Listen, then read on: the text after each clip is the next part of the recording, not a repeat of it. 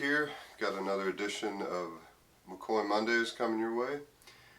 This time we're looking at the harmonica on the chorus of Johnny Paycheck's Slide Off of Your Satin Sheets. The song is in B flat. We're playing it on an E flat harmonica in second position, cross harp. And you can find a tab in the description below, so definitely check that out. I will be referring to it as we talk through it. Yeah, a little background on the song. So this Johnny Paycheck was already fairly established at this time in 1977, but this this track came out in 1977. It was produced by Billy Sherrill, who's a pretty major record producer at the time, and also one very aware of the character, the persona of the artist he was producing. So I think he chose this song wisely to go along with Paycheck's sort of outlaw image. This was the lead song and title track on this album, Slide Off of Your Satin Sheets. And like I said, I think came out in 1977. The song was written by Don Tankersley and Wayne Carson. And yeah, it's a fun song. It's definitely a recognizable harmonica part. So thought I'd do a little tutorial on this for this week's edition. So if you want to, the tempo is I have my metronome at about 110 beats per minute. It's about the speed that they're playing it at, so it's not super fast or anything. There is some bending in here, as there normally is, and there's also some tongue block double stops. So we're going to be actually doing single block, and he doesn't play it the same way every time, and we'll talk about that when we get there, but that's sort of what we're dealing with today, is a little bit of bending and actually a little bit of tongue blocking too. So alright, so the intro, the harmonica matches the guitar, I think what the guitar is doing, and it's fairly easy to play on the harmonica. It starts on beat 3, and it starts on a one-hole draw. So it goes 1 draw, 2 blow, 3 blow, 2 blow.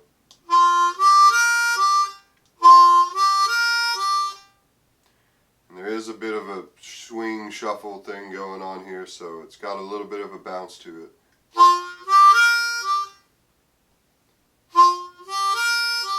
Instead of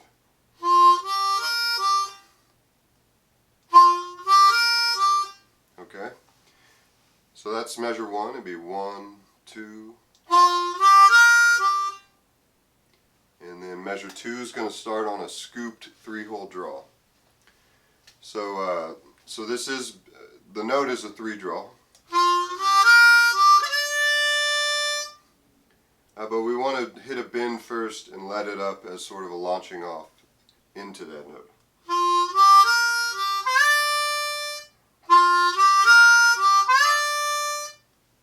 Okay, so the bend is just a microsecond long, but yeah, so I didn't write it in the music, but just know that 3-hole draw is a scoop in that second measure. And then it's going to hold 3-hole draw bend, whole step bend for about 3 beats.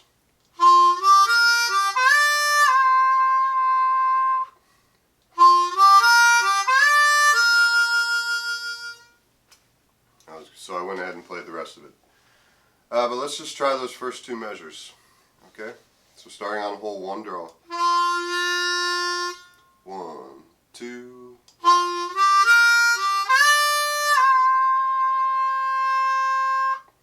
Okay?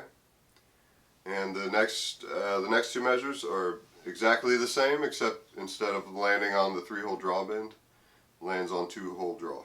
So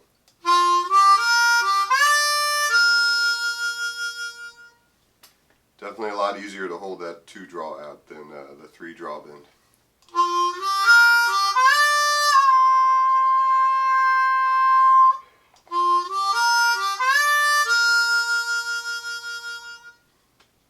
Okay, so that's the first part of the intro and also first part of the chorus. So the chorus comes in, slide off your set, slip into you, you know where to.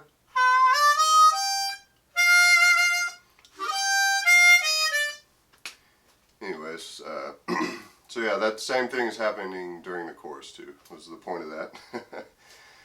Since we've already gone over that, let's just go on to measure 5.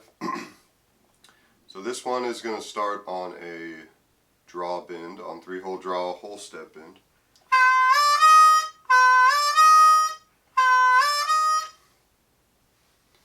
And it's going to go 3 draw, 4 blow.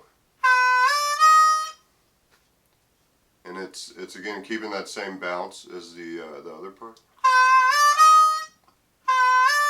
So less like that, more like. And here it so on the first chorus it sounds like he's doing these as these single whole block double stops. So that would be a 3 and a 5 blow with the tongue blocking 4 blow, which would sound like that. And then 2-4 draw, which again tongue blocking the 3-hole.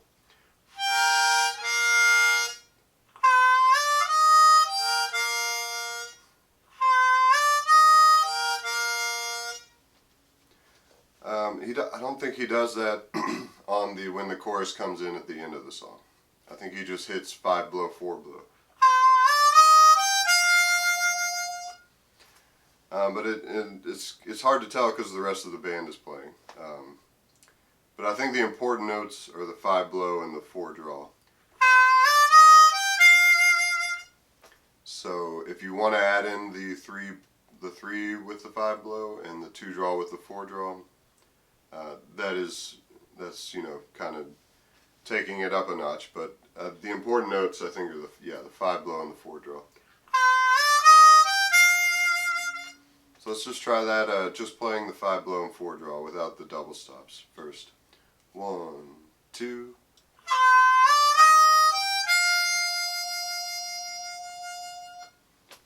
Okay. Let's try throwing the double stops in there. So you can go ahead and play this bend, 3 draw bend, 3 draw, 4 blow, tongue blocked.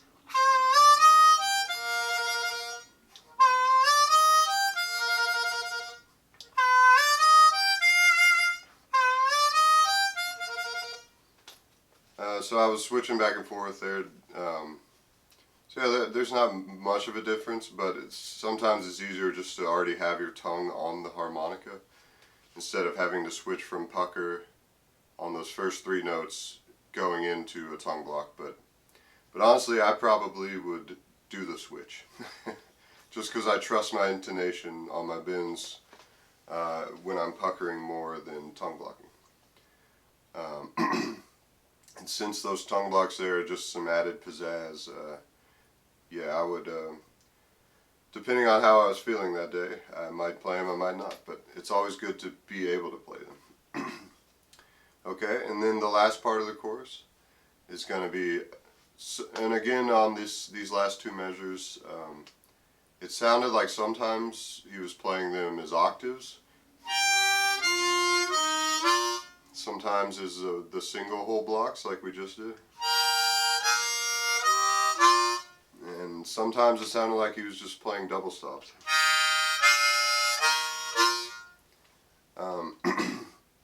So there's a lot of options, and go listen closely and you'll hear that throughout the song it's essentially the same, but it might be slightly different, which is a good thing to keep in mind. So the main part he's trying to play might be 5 blow, 4 draw, 4 blow, 3 draw, to match up with that walk down that's happening in the song. But yeah, there's a lot of different ways he can play that. So he could play it as octaves, as the single hole blocks, as double stops, or as just the single notes. So that's a good thing to keep in mind. You know, use your techniques to add a little bit of variety to what you're doing. But yeah, let's take the whole thing now. Okay. So again, I'll count 2 beats and then we start on beat 3. So let's put on our metronome. Let's slow it down to about 90. It's about 20 beats per minute slower. So 1, 2, 3, 4. Here we go. Oh, I'm sorry. 1, 2, 3, 4. 1, 2.